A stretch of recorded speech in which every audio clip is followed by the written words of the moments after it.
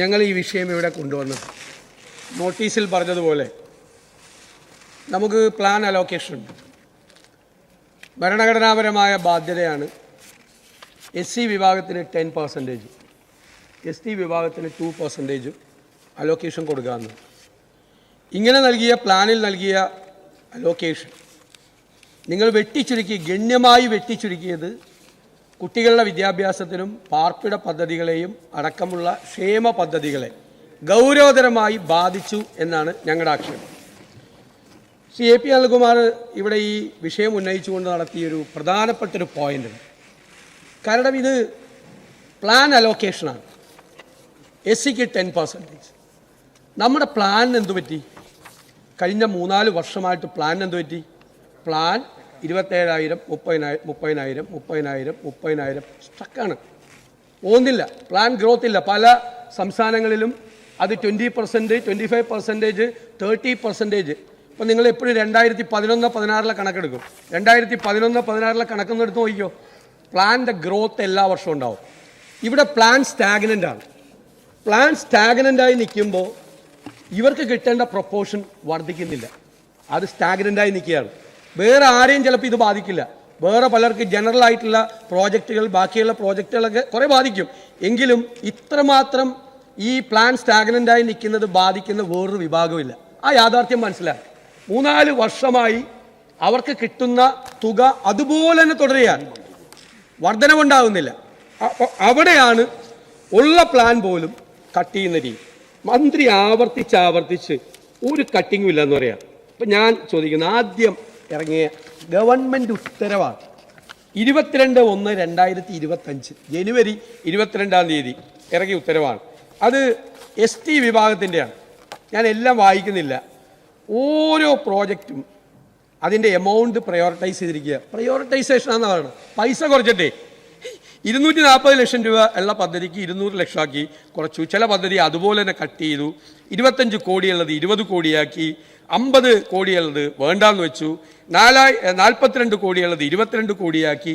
ഇങ്ങനെ പദ്ധതികൾ കംപ്ലീറ്റ് വെട്ടിക്കുറയ്ക്കുകയും ഇല്ലാതാക്കിയിരിക്കുകയും ചെയ്യാണ്. ഇത് ഗവൺമെൻറ് ഓർഡറാണിത്, ഗവൺമെൻറ് ഓർഡർ. എന്നിട്ടാണ് മന്ത്രി വന്ന് സംസാരിക്കുന്നത് ഗവൺമെൻറ് ഓർഡറിന് വിരുദ്ധമായിട്ടാണ്. അതിൽ ഏറ്റവും അവസാനം ഞാൻ വായിക്കാം. 502 കോടി രൂപയുടെ ST പദ്ധതികൾ 390 കോടിയായിട്ട് വെട്ടിച്ചുരുക്കി. എത്രയാ കുറവ്? 111 കോടി 76 ലക്ഷം രൂപയുടെ പദ്ധതികൾ നിങ്ങൾ വെട്ടിച്ചുരുക്കി. ലാസ്റ്റ് ഈ ജനുവരിയിൽ ഇയർ എൻഡിങ്ങിൽ, ഫിനാൻഷ്യൽ ഇയർ എൻഡിങ്ങിൽ നിങ്ങൾ 500 കോടിയുള്ള, ഞാൻ പറഞ്ഞുതരാം, കറക്റ്റായിട്ട് പറഞ്ഞുതരാം, 502 കോടിയുള്ള പദ്ധതി നിങ്ങൾ 390 കോടിയാക്കി വെട്ടിച്ചുരുക്കി. 111 കോടി നിങ്ങൾ വെട്ടിക്കളഞ്ഞു. എന്നിട്ട് പറയാം ഞാനൊന്നും വെട്ടിയിട്ടില്ല. ഗവൺമെൻറ് ഓർഡറാണ് ഞാൻ വായിക്കുന്നത്. നിങ്ങൾ ഈ ഗവൺമെൻറ് ഓർഡറിനെതിരായിട്ട് പറയൂ. ഇനി 3 ദിവസം കഴിഞ്ഞപ്പോൾ 25 വീണ്ടും SC ഡിപ്പാർട്ട്മെൻറ്റുമായി ബന്ധപ്പെട്ട്, ഞാൻ ഇതുപോലെ തന്നെ ഡീറ്റെയിൽസ് പറയുന്നില്ല, 45 കോടി 25 കോടിയാക്കിയിട്ടുണ്ട്, 50 കോടി 30 കോടിയാക്കിയിട്ടുണ്ട്. പല പദ്ധതികളും, ഇഷ്ടം പോലെ പദ്ധതികൾ, 10-20 പദ്ധതികളാണ് വെട്ടിച്ചുരുക്കിയത്. എത്രയാണെന്നറിയാമോ?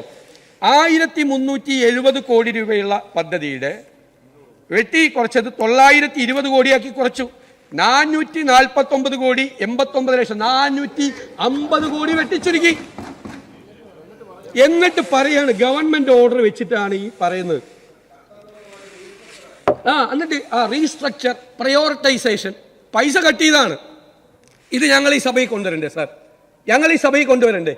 ഞാൻ പറഞ്ഞല്ലോ, കഴിഞ്ഞ 3-4 വർഷമായിട്ട് പ്ലാൻ സ്റ്റാഗ്നൻ്റായി നിൽക്കുമ്പോൾ കിട്ടുന്ന 10%, ഈ 2% സ്റ്റാഗ്നൻ്റായി നിൽക്കുകയാണ്.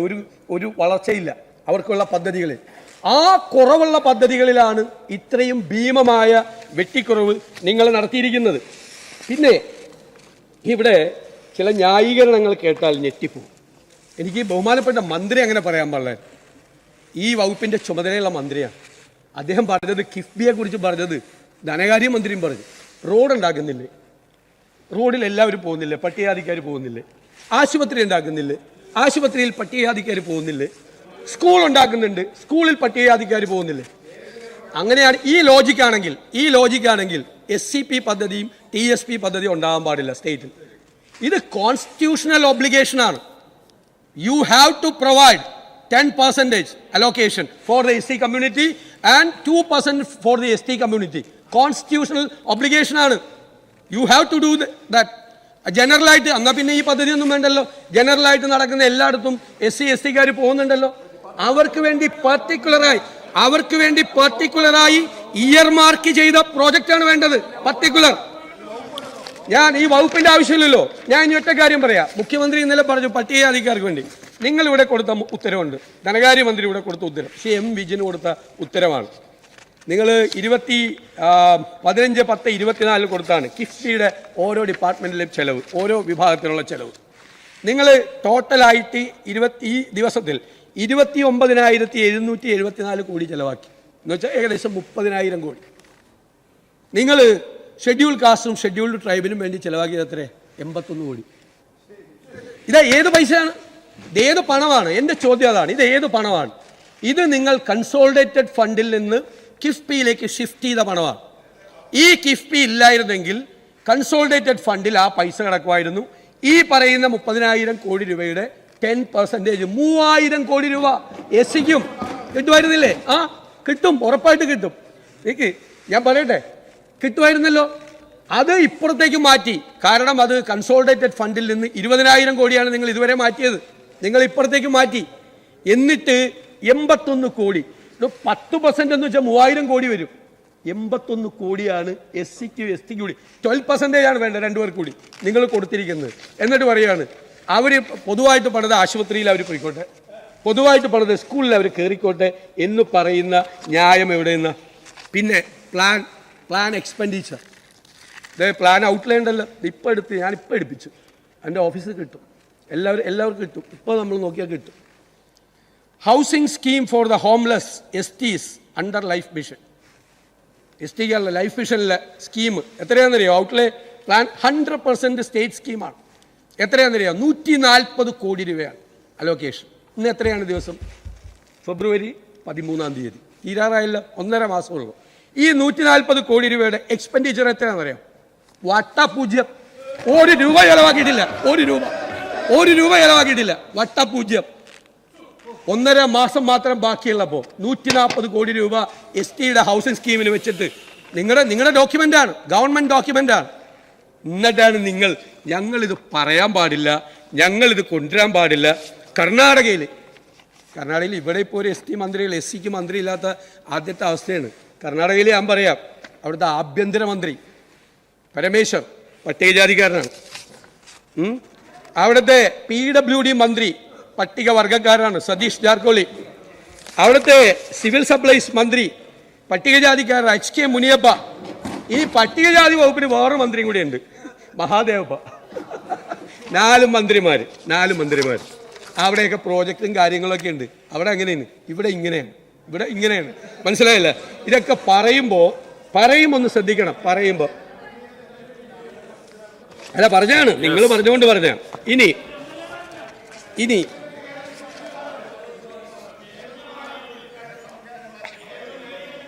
ഭവനരഹിത പട്ടികജാതി വിഭാഗക്കാർക്ക് ലൈഫ് മിഷൻ വഴി നടപ്പാക്കുന്ന പദ്ധതി 300 കോടിയിൽ 120 കോടിയാക്കി കുറച്ചുകൂടെ പറഞ്ഞു. 60% വെട്ടിക്കുറവ് വരുത്തി. ഓരോ പ്രോജക്റ്റിലുമുള്ള, ഞാൻ ഇത് മുഴുവൻ വായിക്കാനുള്ള സമയക്കുറവ് മൂലം ഞാൻ വായിക്കുന്നില്ല സാർ. പട്ടികജാതി വിഭാഗത്തിൽപ്പെട്ട പെൺകുട്ടികളുടെ വിദ്യാഭ്യാസം, കഴിവുകൾ, സാമൂഹ്യ നിലവാരം എന്നിവ മെച്ചപ്പെടുത്താനുള്ള ഇൻഷുറൻസ് പദ്ധതിയാണ് വാത്സല്യനിധി. 10 കോടി രൂപയായിരുന്നു ഇതിൻ്റെ ബജറ്റ് വിഹിതം. ഈ പദ്ധതിക്ക് 1 രൂപ പോലും കൊടുക്കേണ്ടെന്നാണ് പുതിയ തീരുമാനം. വാത്സല്യ നിധിയോട് ബഹുമാനപ്പെട്ട ധനകാര്യമന്ത്രി കാണിച്ച വാത്സല്യമാണ്. 10 കോടി രൂപയുടെ പദ്ധതി ദയാരഹിതമായി, ഒരു വാത്സല്യമില്ല, മാറ്റിക്കൊടുത്തു. പിന്നെ വിദേശത്ത് പഠിക്കുന്ന കുട്ടികൾക്കൊക്കെ സ്കോളർഷിപ്പ് കൊടുക്കാൻ കഴിഞ്ഞ ഗവൺമെൻറ്റിൻ്റെ കാലത്ത്, UDF ഗവൺമെൻറ്റിൻ്റെ കാലത്തൊക്കെ സ്കോളർഷിപ്പ് കൊടുക്കുന്നുണ്ട് വിദേശത്ത് പഠിക്കാൻ. ഈ പറയുന്ന ഒരുപാട് പൈലറ്റ് സ്കീമിനൊക്കെ ഒരുപാട് സ്കീമുകളുണ്ട്. അപ്പോൾ ഇപ്പോൾ ആകാശത്തൊക്കെ നോക്കി ഏവിയേഷൻ പദ്ധതി പറഞ്ഞാൽ നന്നായി. ആ വിങ്സ് എന്ന് പറയുന്ന പദ്ധതിയെക്കുറിച്ച് ധനകാര്യമന്ത്രി പറഞ്ഞു. അതിൽ 2 കോടി രൂപ ഉണ്ടായിരുന്നത് 1 കോടി രൂപയ്ക്ക് വെട്ടിക്കുറച്ച ആളാണ്. ഇപ്പോൾ 1 കോടി രൂപയായിട്ട് വെട്ടിക്കുറച്ച് ആ വിങ്സ് പദ്ധതിയുടെ 2 കോടി രൂപ. എൻ്റെ മിനിസ്റ്ററെ, ഇങ്ങനെയൊന്നും പറയല്ലേ. ഇനി ഞങ്ങൾ പറഞ്ഞുതരാം. ഇതുമായിട്ട് ബന്ധപ്പെട്ട ഏറ്റവും പ്രധാനപ്പെട്ട കാര്യങ്ങൾ പറഞ്ഞുതരാം. ഇപ്പോൾ വെട്ടിക്കുറവുള്ള ഓരോ പ്രോജക്റ്റുകളിലും SC വിവിധ പദ്ധതികളിലെ പ്ലാൻ പ്രോഗ്രസ് ഫെബ്രുവരി 13 ആയല്ലോ. Plan progress house to houseless, completion of partially constructed house, improvement of dilapidated households എത്രയാണെന്നറിയാമോ? Plan expenditure 40%. Financial assistance for marriage of SC girls 39%. Assistance for education for SC students 67%. Training employment 56. വാത്സല്യനിധി 0. Working women's hostel for scheduled caste 0. Ambedkar village development 39%. Health care 42. Empowerment societies for SC youth 0. Housing scheme for homeless SCs under life mission 30%. അങ്ങനെ complete ആയിട്ടുള്ള plan complete ആയിട്ട് വെട്ടിക്കുറച്ചു. അങ്ങനെ എന്റെ പ്രസംഗം വെറുതെ അങ്ങയായിട്ട് വഴക്കടിപ്പിക്കില്ല എന്നെ, വെറുതെ പറയല്ലേ. ഞാൻ ഈ പരിപാടി എനിക്കിത് വളരെ പ്രധാനപ്പെട്ട ഒരു കാര്യമാണ്. രണ്ട് മന്ത്രിമാര് ഇവിടെ മറുപടി പറഞ്ഞ പ്രധാനപ്പെട്ട കാര്യങ്ങളാണ്. സർ ഇവിടെ AG റിപ്പോർട്ടിൽ എന്താ ഇപ്പോൾ കുട്ടികളുടെ കാര്യം, കുട്ടികളുടെ സ്ഥിതി എന്താ? നിങ്ങളിതൊക്കെ പറഞ്ഞല്ലോ. AG റിപ്പോർട്ട് എന്താ? സംസ്ഥാനത്തെ സർക്കാർ എയ്ഡഡ് ഹയർ സെക്കൻഡറി സ്കൂളുകളിലെ പട്ടികജാതി വിഭാഗത്തിലുള്ള എല്ലാ പോസ്റ്റ് മെട്രിക് വിദ്യാർത്ഥികൾക്കും സ്കോളർഷിപ്പ് ലഭിക്കുന്നുണ്ടോ എന്ന് പരിശോധിക്കുന്നതിന് 2018-22 അധ്യയന വർഷങ്ങളിൽ വിവരം ശേഖരിച്ചു. മനസ്സിലായ 19,379 വിദ്യാർത്ഥികൾക്ക് 2018 മുതൽ 21 വരെ അധ്യയന വർഷങ്ങളിൽ സ്കോളർഷിപ്പ് ലഭിച്ചിട്ടില്ല എന്ന് കണ്ടെത്തി. AG റിപ്പോർട്ടാ. നിങ്ങൾ വയനാട് ജില്ലയിലടക്കം എത്ര വിദ്യാർത്ഥികളുടെ ഡ്രോപ്പ് ഔട്ട്സ് ഉണ്ടാകുന്നു എന്ന് ശ്രദ്ധിച്ചിട്ടുണ്ടോ? നിങ്ങൾ എല്ലാ മാസവും കൊടുത്തിരുന്ന ഹോസ്റ്റൽ ഫീസും ഗ്രാൻസും നിങ്ങൾ ഒരു വർഷത്തിലാക്കി. ആ ഒരു വർഷത്തിൽ നിങ്ങൾക്ക് കൊടുക്കാൻ പറ്റിയില്ല, ഒരുമിച്ച് കൊടുക്കാമെന്നാണ് പറഞ്ഞത്. എത്ര പേര് പഠനം നിർത്തി പോന്നു എന്നറിയാമോ? ഒരു പഠനം നടത്തിയിട്ടുണ്ടോ? എത്ര പേര് പ്രൊഫഷണൽ കോളേജുകളിൽ ഹോസ്റ്റലുകളിൽ ഫീസ് കൊടുക്കാത്തതിൻ്റെ പേരിൽ അപമാനിക്കപ്പെടുന്നു എന്ന് അന്വേഷിച്ചിട്ടുണ്ടോ? എന്താ നിങ്ങളുടെ പ്രയോറിറ്റി? ഈ പട്ടികജാതി പട്ടികവർഗ വിദ്യാർത്ഥികളുടെ വിദ്യാഭ്യാസമല്ലല്ലേ? അവർ വളർന്നു വന്നിട്ടല്ലേ ഇതിൻ്റെ ഒരു പിന്നോക്കാവസ്ഥ മാറാൻ? അതിനു വേണ്ടിയിട്ടല്ലേ? നമ്മൾ കൊടുക്കുന്ന ഔദാര്യമാണോ അവർക്ക്? നമ്മൾ കൊടുക്കുന്ന ഔദാര്യമാണോ? നമ്മൾ കോൺസ്റ്റിറ്റ്യൂഷണലായി നമ്മൾ കൊടുക്കുന്ന റിസർവേഷന്റെ ഭാഗമായി നമ്മൾ അവർ മുഖ്യധാരയിലേക്ക് അവരെ കൊണ്ടുവരുന്നതിന് വേണ്ടി നമ്മൾ നൽകുന്ന സഹായമാണ് ഈ പദ്ധതികളെല്ലാം. ഈ പദ്ധതികൾ ഞാൻ വിവരിക്കുന്നില്ല. AG റിപ്പോർട്ട് കണ്ടാൽ എത്രയോ സ്ഥലങ്ങളിൽ 2018 കൊടുത്തിരിക്കുന്ന അപേക്ഷ 2022 വരെ പെൻഡിംഗ് ആയിരിക്കുന്നതിന്റെ വിശദ വിവരങ്ങൾ അങ്ങ് എന്റെ പ്രസംഗാന്ത് അങ്ങനെ കൺട്രോൾ ചെയ്യില്ല. അങ്ങനല്ല, അങ്ങ് പറയുന്നതിൽ നിന്ന് പുറകോട്ട് പോയതുകൊണ്ടാണ്. അങ്ങ് തന്നെ ഫ്ലോറിൽ നിരവധി തവണ പറഞ്ഞു ഏറ്റവും കുറവ് വാക്കൗട്ട് സ്പീച്ച് നടത്തുന്ന ആളാണെന്ന്. പ്ലീസ് അതുകൊണ്ട് കൺക്ലൂഡ് ചെയ്യണമെന്നേ ഉള്ളൂ. 13 മിനിറ്റായി. 13 മിനിറ്റ് അവിടെ ഇരിക്കും അങ്ങ് കൺക്ലൂഡ് ചെയ്യട്ടെ.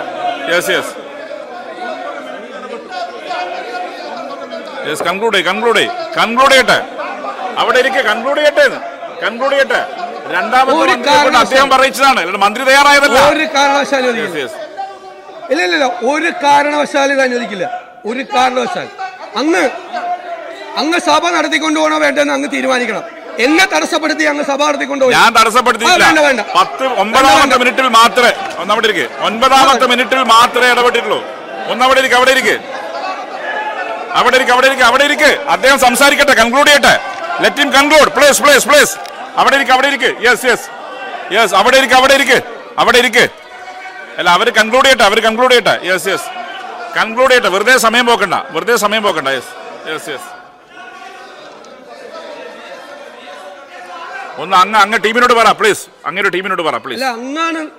അങ്ങാണ് എന്റെ ഞാൻ പറഞ്ഞല്ലോ, ഞാൻ without intervention you spoke 9 minutes without any intervention. ഔദാര്യത്തിന്റെ പ്രശ്നമല്ല. Without any intervention from chair you spoke 9 minutes. It is my right to speak here. I am on my legs. You cannot intervene. Yes. അവിടെ ഇരിക്കെ. Okay. അദ്ദേഹം conclude. Shri Vinson ചെയറിൽ പോയിരിക്കെ.